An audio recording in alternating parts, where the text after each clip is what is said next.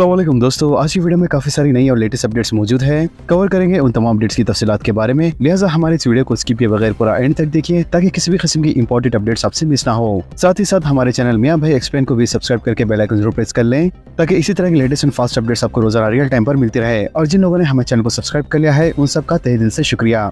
तो आइए जानते हैं आज की ताज़ा तरीन एंड लेटेस्ट अपडेट्स के बारे में। मरहूम सरदार के खानदान को केटीआर की 10 लाख की इमदाद। बीआरएस के कारगुजार सदर तारिक रामाराव ने बोरामुंडे के कारपोरेटर कांग्रेस कायद बाबा फसीउद्दीन की मुबैना हरासानी से तंग आकर खुदकुशी करने वाले बीआरएस लीडर सरदार के मकान पहुंचकर इनके घर वालों से मुलाकात की और इन्हें पुरसा दिया। लिहाजा इस मौके पर केटी रामाराव ने मरहूम सरदार की बीवी और दीगर रिश्तेदारों से बातचीत करते हुए तमाम तफसीलात हासिल की और इन्हें तयक़ुन दिया कि बीआरएस पार्टी और वो खुद इन्हें हर मुमकिन ताउन करेंगे। इसके अलावा इस मौके पर केटी रामाराव ने मरहूम सरदार की बीवी को 2 बच्चों की कफालत और तालीम के लिए 10 लाख रुपए की माली मदद की। लिहाजा इस खुसूस में इन्होंने एक चेक भी हवाले किया।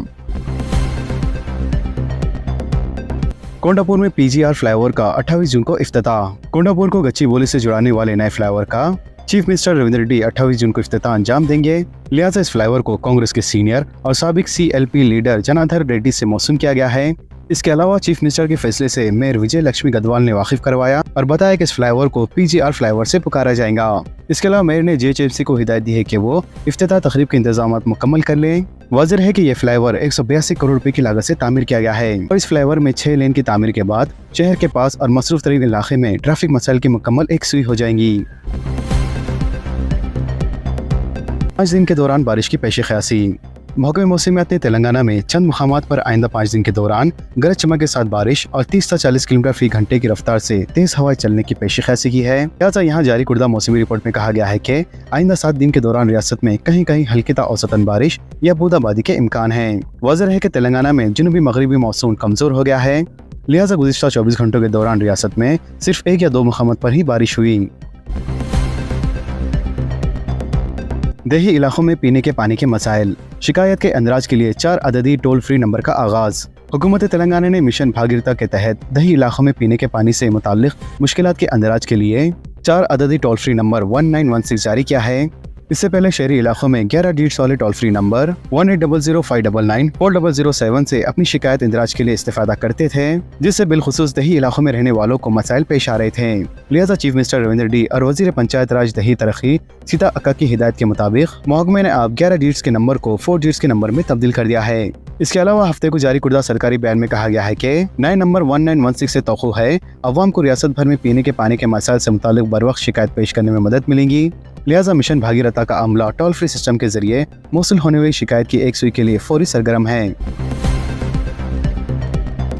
बेगमपेट एयरपोर्ट को बम से उड़ाने की धमकी अफवाह साबित हुई। शहर हैदराबाद में मौजूद बेगमपेट एयरपोर्ट को एक नामालूम फोन कॉल के जरिए बम से उड़ाने की धमकी दी गई थी, जिसके बाद एयरपोर्ट के हुक्काम और बेगमपेट पुलिस फौरी हरकत में आ गई। इसके अलावा एयरपोर्ट को मुकम्मल सिक्योरिटी के हिसार में ले लिया गया और बम स्क्वाड और डॉग स्क्वाड के साथ तफसीली तलाशी की गई। लिहाजा पुलिस का कहना है कि यह धमकी नामालूम शरपसंद की जानिब से दी गई थी, जो एक अफवाह साबित हुई। इजराइल में जगतियाल की मजदूर की मौत, खानदान पर गम का पहाड़ टूट पड़ा। ईरान और इजराइल के दरमियान जारी कशीदगी के दरमियान मुलाजिमत की तलाश में इजराइल जाने वाले तेलंगाना के जिले जगतियाल के रविंदर की तिल अबीब में एक हॉस्पिटल में मौत हो गई। लिहाजा 57 साल रविंदर पिछले 20 दिनों से दिल से मुतालिक आर्जी के सबब हॉस्पिटल में जेर इलाज था। रविंदर की मौत की खबर ने इनके खानदान को गमजदा कर दिया है। इसके अलावा अरकान खानदान ने मरकजी हुकूमत और इजराइल में हिंदुस्तानी सफारत खाने से दरख्वास्त की है कि रविंदर की नाश को जल्द अज जल्द वतन वापस लाया जाए। फी रीइन्वेस्टमेंट के 8000 करोड़ बकायाजात जारी करने का मुतालबा। गुज़िश्ता 3 वर्षों से तालीमी अदारों को मसाइल का सामना। खानगी अदारों की फेडरेशन का इजलास। खानगी तालीमी इदारों के फेडरेशन ने तेलंगाना हुकूमत से फी रीइन्वेस्टमेंट के बकायाजात जारी करने का मुतालबा किया है। लिहाजा फेडरेशन की जानिब से मुनक़्क़द किए गए इस इजलास में रियासत भर के खानगी फार्मा इंजीनियरिंग और डिग्री कॉलेजेस के नुमाइंदों ने शिरकत की। वाज़ेह है कि साल 2022 से फी रीइन्वेस्टमेंट के बकायाजात तकरीबन 8000 करोड़ से जायद हैं, जिन्हें साबिक और मौजूदा हुकूमत ने जारी नहीं किया है। इसके अलावा फेडरेशन के सदर नशीन रमेश बाबू ने कहा है कि 2022 के बकायाजात की अदायगी के लिए हुकूमत ने 2000 करोड़ के टोकन जारी किए, लेकिन इसके बावजूद भी महकमे फाइनेंस की जानिब से रकम जारी नहीं हुई। उन्होंने कहा है कि कम अज कम जारी माह के अख्तिताम तक 2000 करोड़ जारी किए जाए ताकि तालीमी अदारों को किसी भी रुकावट के बगैर चलाया जा सके। मजीद उन्होंने कहा है कि गुज़िश्ता 3 वर्षों से फी रीइन्वेस्टमेंट की अदम इजराई के सबब तालीमी इदारे मालियाती बहरान का शिकार हैं। रमेश बाबू ने मुतालबा किया है कि हर 3 माह में फी रीइन्वेस्टमेंट के बकायाजात जारी किए जाए ताकि तलबा की तालीम मुतासिर ना होने पाए। वाज़ेह है कि फी रिइंबर्समेंट के बखराजात की अदम इजराई पर खानगी अदारों ने हड़ताल की धमकी दी थी। ताहम हुकूमत के तयख़ुन के बाद हड़ताल से दस्तबरदारी इख्तियार कर ली गई थी। गवर्नर जिष्णुदेव वर्मा ने राजभवन स्कूल के तलबा में नोटबुक तकसीम किए। इख्तियारी फंड से फर्नीचर की सरबराही का वादा, रज़ाकाराना तंजीम की खिदमत की सताइश। रियासत तेलंगाना के गवर्नर जिष्णुदेव वर्मा ने राजभवन हाई स्कूल में ज़ेरे तालीम तलबा में नोटबुक्स तकसीम किए। इसके अलावा भारत सेवा आश्रम संघ नामी रज़ाकाराना तंजीम की जानिब से राजभवन हाई स्कूल के तलबा में हर साल नोटबुक्स की तकसीम अमल में लाई जाती है। लिहाजा गवर्नर ने तंजीम की खिदमत को सराहा और कहा कि गरीब तलबा की तालीमी ज़रूरतों की तकमील मुस्तहसिन इक़दाम है। ओवरसीज स्कॉलरशिप्स के लिए दरख्वास्तें मतलूब। महकमे अक़लियती बहबूद रियासत तेलंगाना के वज़ीर एहतमाम CM overseas scholarship scheme season 2025 के तहत बैरूनी ममालिक में आला तालीम हासिल करने वाले अक़लियती तलबा इनसे ऑनलाइन दरख्वास्तें तलब की जा रही है। लिहाजा इन दरख्वास्तों को ऑनलाइन जमा करने की आखिरी तारीख 30 जून 2025 है और इसकी ऑफिशियल वेबसाइट पर ऑनलाइन दरख्वास्तें दाखिल करके इसकी हार्ड कॉपी बतारीख 31 जुलाई 2025 से पहले कलेक्ट्रेट ऑफिस में दाखिल करनी होंगी। सोने और चांदी की कीमतों में जबरदस्त इजाफा। ईरान और इजराइल के दरमियान जारी जंग के दौरान हिंदुस्तान के सराफा बाजारों में सोने और चांदी की कीमत में बिल तरतीब 540 रुपए और 1000 रुपए का इजाफा हुआ है। लिहाजा ऑल इंडिया सराफा एसोसिएशन ने बताया कि कीमतों में इस तब्दीली के बाद दारुल हुकूमत दिल्ली में बाजार बंद होने तक 1 किलो चांदी 1802 रुपए में फरोख्त होती रही, जबकि 10 ग्राम वजनी 99.9% खालिस सोना 1,710 रुपए में फरोख्त हुआ। मुल्क में कोरोना के केसेस में मुसलसल गिरावट, जुमला तादाद 6483 हो गई। गुज़िश्ता 24 घंटों में 4 मरीज की मौत।